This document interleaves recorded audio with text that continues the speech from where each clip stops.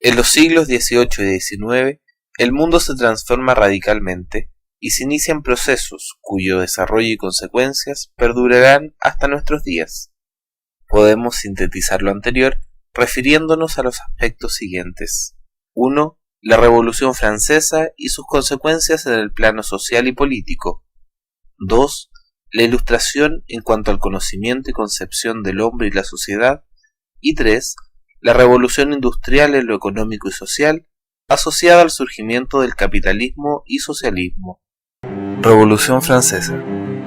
Con la Revolución Francesa de 1789, una monarquía católica sufre el enjuiciamiento y decapitación del rey y su esposa. Entra en crisis la monarquía absoluta como modo de gobierno fundada en una sociedad estamental con clases privilegiadas, la nobleza y el clero, dando lugar a nuevas formas que consultan la participación del pueblo. La independencia de los Estados Unidos de Norteamérica mostró que era posible otro modo de gobierno respetuoso de los derechos fundamentales de las personas. Los monarcas europeos resistirán estas transformaciones, uniendo fuerzas para oponerse y reprimir los intentos de cambio a través de movimientos sociales. El proceso iniciado con la Revolución culminará en el siglo XIX con el establecimiento de monarquías constitucionales o repúblicas de Europa. La Iglesia, percibida como defensora del poder real y opuesta a las nuevas ideas de la Ilustración, sufrirá persecución y medidas que afectarán su misión, tanto en la evangelización como en sus medios materiales: prohibiciones, expulsiones, ejecuciones, confiscaciones de bienes, etc. Los principios políticos y sociales que inspiraban la Revolución Francesa y que se expandirán por toda Europa y el mundo eran: la soberanía popular con gobernantes elegidos por sufragio universal. Esto echa por tierra la monarquía absoluta y la consideración de los reyes puestos por Dios y representantes de Dios, conocido como el antiguo régimen. Un régimen de libertades, que supone separación de la Iglesia y el Estado, libertad de conciencia, libertad religiosa y de asociación, libertad de prensa. La reivindicación de los derechos del hombre, la exclusión de la religión como principio estructurante de la nueva sociedad, el principio que permite fundamentar un nuevo orden político y social. Será el individuo humano y sus derechos naturales, accesibles a la razón y que todos pueden reconocer. Durante el siglo XIX, Europa vive la restauración política y el romanticismo anti-ilustrado y antirracionalista. Después de los excesos de la Revolución Francesa y de la era napoleónica, busca orden y tranquilidad, que se cristaliza en una nostalgia por el pasado y particularmente la Edad Media cristiana. El Papa, en cuanto soberano temporal de los llamados estados pontificios, aparece como un opositor a la unificación italiana y aliado con las monarquías tradicionales. Al mismo tiempo, se producen estallidos sociales, especialmente en Francia y Alemania. Mientras tanto, en América Latina, tiene lugar la independencia de los territorios latinoamericanos de la corona española. Dominios que antes eran del rey, ahora se declaran soberanos. Habrá católicos en uno y otro bando. El Papa no reconoce de inmediato la soberanía de Chile, para evitar conflictos con el rey de España. Solo lo hará en 1840. Como pensamiento característico de esta época destaca el liberalismo, un sistema filosófico, social, económico y de acción política que promueve las libertades civiles y el máximo límite al poder coactivo de los gobiernos sobre las personas.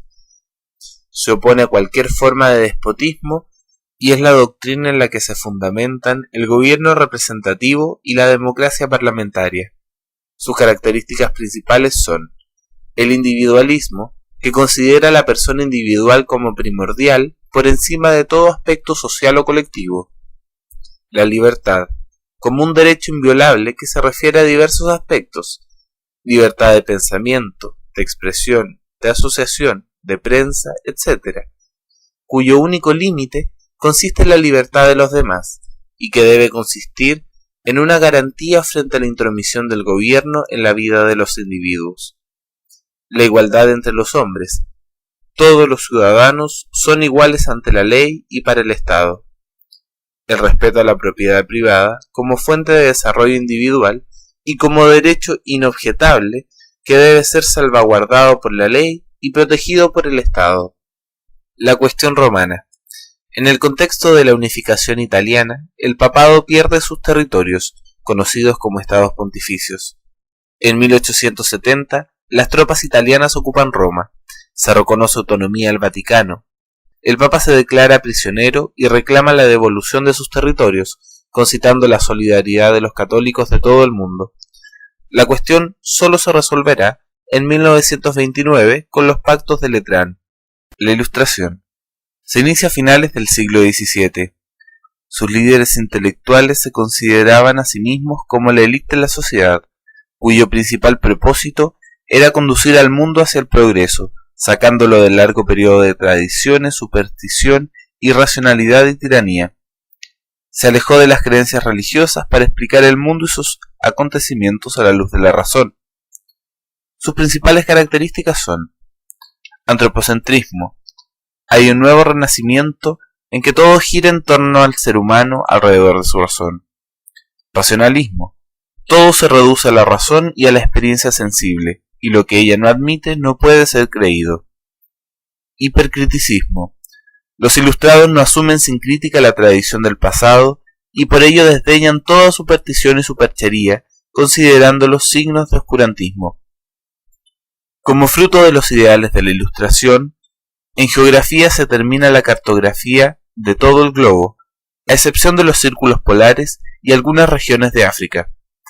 En física, óptica y matemáticas, los avances son impresionantes, gracias a las contribuciones de Sir Isaac Newton y otros estudiosos. Surge la economía política como ciencia moderna, gracias a las aportaciones de los fisiócratas y sobre todo del liberalismo de Adam Smith y su obra La riqueza de las naciones. En medicina comienza la salud pública, medicina social, y la prevención de enfermedades mediante la higiene. Se desarrolla la vacuna contra la viruela, se descubre la anestesia con éter, aparece la teoría del evolucionismo de Darwin, a los enfermos psiquiátricos se les considera como tal y ya no poseídos por el demonio. Surge la ética médica. La filosofía será un ambiente de importante desarrollo con el aporte de destacados pensadores, Rousseau, Montesquieu, la Enciclopedia, Voltaire y Kant. La revolución industrial.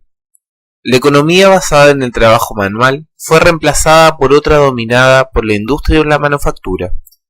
La revolución comenzó con la mecanización de las industrias textiles y el desarrollo de los procesos de hierro.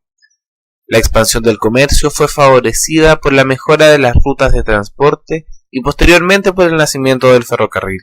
Estas nuevas máquinas favorecieron enormemente incrementos en la capacidad de producción, pero también la revolución industrial fue causa de predominio del capital sobre el trabajo, concentración del capital, surgimiento proletario y burguesía, desprotección de los trabajadores frente al empleador, trabajo masivo de niños y mujeres, condiciones y horarios de trabajo inhumanos, pobreza extendida en la sociedad. En esta época surgen y se desarrollan el socialismo de Marx y el capitalismo de Schmitt.